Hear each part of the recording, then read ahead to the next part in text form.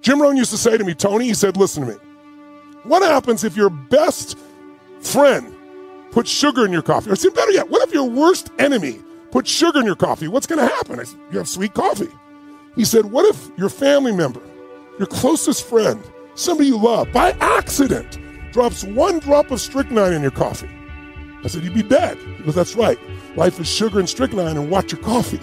And you got to watch what you put in your brain, right? You got to take control of that process. So people believe that there's something wrong when there's a problem. And I'd like you to write this down if you would. Just a simple phrase, really simple.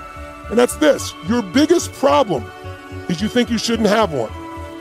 Your biggest problem is you think you shouldn't have a problem. And yet problems are a sign of life. That's what makes us grow. It's what makes us feel most proud. If you own a business and you found a way to succeed, and you had those early days where you're struggling with cash flow to survive, and somehow you made it through. Whenever I'm sitting down with buddies of mine who've made $1 billion and more, and they have huge empires, what do we all talk about? The early days when we're struggling, because you have so much joy from what's come from that growth. See, every one of us in this room is probably experiencing some stress in our lives. And all of us, I don't care how rich you are, how beautiful or handsome you think you are, how funny you are, how many people love you, how much, anything you have, how many beautiful children. The only way you're going to be able to stay fulfilled and happy is you got to keep growing.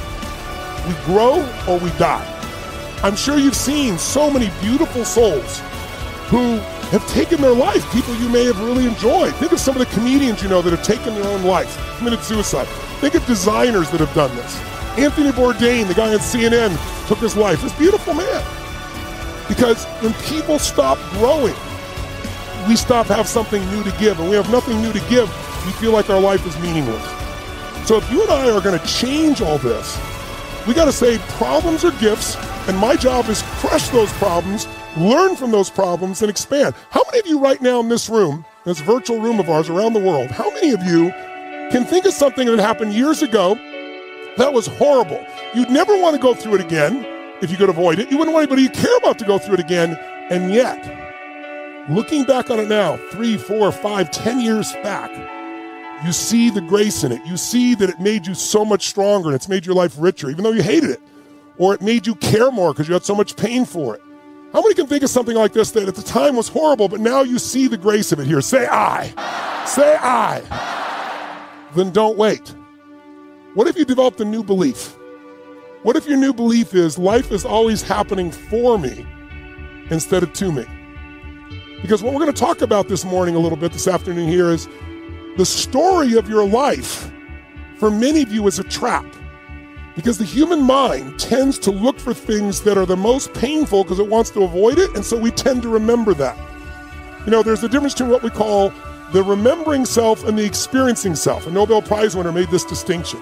You go to a concert, let's say it's a classical music concert, that may not be your style, doesn't mine personally, but I can appreciate it, and you're in it, and it's just gorgeous, and the musicians are amazing, and everything is in unison, and then somebody drops something, bam, bam, bam, bam, bam, crash, and it just jolts everybody for a moment. But then the music comes back in and you drop back in and your experience of the full 2 hours was gorgeous. But your memory will be that f***ing person who dropped that thing and jolted everybody. That's the way the mind works, not the heart, the mind. They have skills and abilities, but if you don't nurture them, if you don't develop them, they will never serve you. Your gifts can take you many places if you develop your gifts. The best gifts come from the bottom. I value myself enough to give 120% or don't do it. And that if you decide that my life deserves my developing, this is what I do well. You know, it's always a little bit frustrating to me when people have a negative relationship with failure.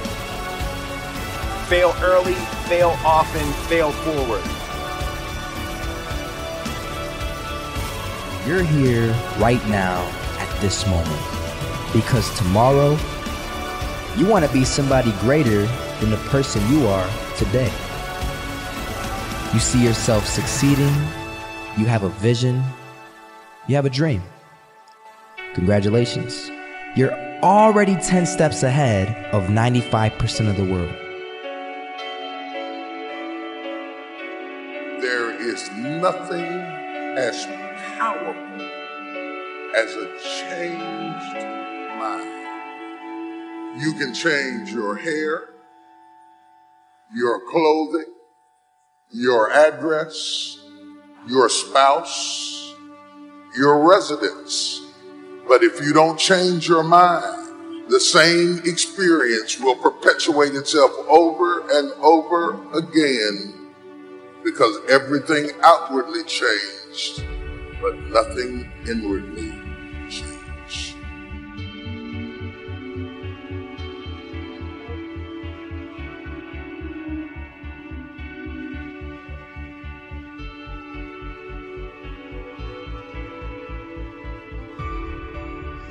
Imagine if Michael Jordan was scared of missing. He would have never taken a shot. Imagine if Steve Jobs was afraid of people not liking his product. There would be no iPhone. So ask yourself this: do you want to be a person who fears failure, or do you want to be a person who loves success? Which one? You're gonna have to pick today.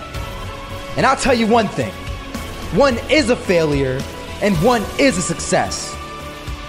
And if you love success, there is nothing that can stop you. All those negative things people say will mean nothing. They're gonna talk about how only 1% make it to the top. Big deal. Wanna know something else? I've often said a man's character is not judged after he celebrates a victory, but by what he does when his back is against the wall. So no matter how great the setback, how severe the failure, you never give up. If you want to have one of the best lives in the world, which is you live on your terms, you have to pay your dues to get there. You've decided that you're not going to allow your circumstances to define you. You've decided that you're not going to allow the events, things, the people, life, determine who you become. You got a problem with your life, you got a problem with your environment, do something about it. If you want more freedom in your life, you have to have more discipline. My commitment and obsession is always to be better today than I was yesterday. If I have to make sacrifices to do that, so be it.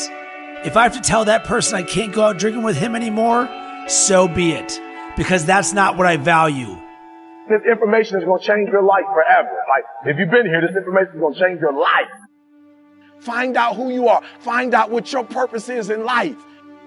Everybody got a dream. Everybody got a goal. Stop dreaming about it. Stop talking about it and get up and do something about it. What are the two most powerful words in the English language?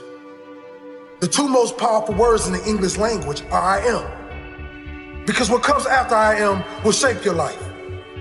What you speak after, I am. What you believe after, I am, will control your decisions and shape your life. If you believe you are powerful, if you believe you are capable of achieving great things, you will attempt great things. But there's nothing. You were born hopelessly average. And the sooner that you accept that, the sooner that you accept that you are no better than anyone that came before you and everyone that's going to come after you. But all of us have potential. And so the question becomes, the question you have to answer with your very life, the question that your actions will answer. What are you going to do with that potential? And the interesting thing is that this is not just a clever play on words, that when you change the way you look at things, the things you look at change. I'd like you to imagine the following scene. You're in your house. You've got your car keys in your hand. The lights go out. Power failure. You can't see a thing. You stumble around in your living room and you drop your keys. And you look around for a moment and you realize that you're never going to find them in the dark. But you look outside and you notice that the street lights are on. So in your mind, a light bulb goes off. I'm not going to sit around here in the dark and grope around looking for my keys when there's a light on outside. I'm going to go out here under the street light. I'm going to look for my keys.